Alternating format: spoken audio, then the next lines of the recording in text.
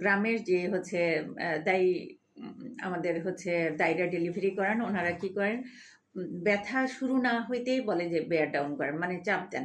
এতে করে হচ্ছে মা বোনদের জরায়ুটা হচ্ছে নিচের দিকে নেমে যায়, তার জরায়ুটা পুরাটাই হচ্ছে নিচের দিকে নেমে যায়, যেটা এখন অনেকটাই হচ্ছে এগুলি থেকে সরে আসছে।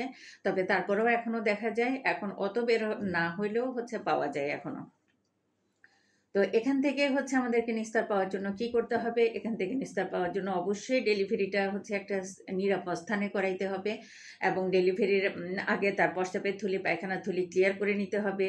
ডিউরিং ডেলিভারি পিরিয়ডে তাকে কিছু এক্সারসাইজ করতে হবে, যাতে তার পেলভিক ফ্লোর, যেই মাংসগুলা দিয়ে হচ্ছে তার প্রস্রাবের থলি, পায়খানার থলি এবং জরায়ুটা হচ্ছে আটকে রাখা হয়, এগুলা যাতে দুর্বল না হয়, যেগুলির জন্য আল্লাহর হুকুম মতোই হচ্ছে কিছু মাংসপেশি দ্বারা এগুলি হচ্ছে নিয়ন্ত্রিত হয়।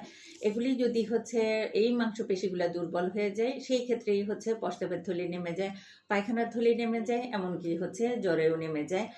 এতে করে মায়েরা প্রস্রাব ধরে রাখতে পারে না, গায়ের মধ্যে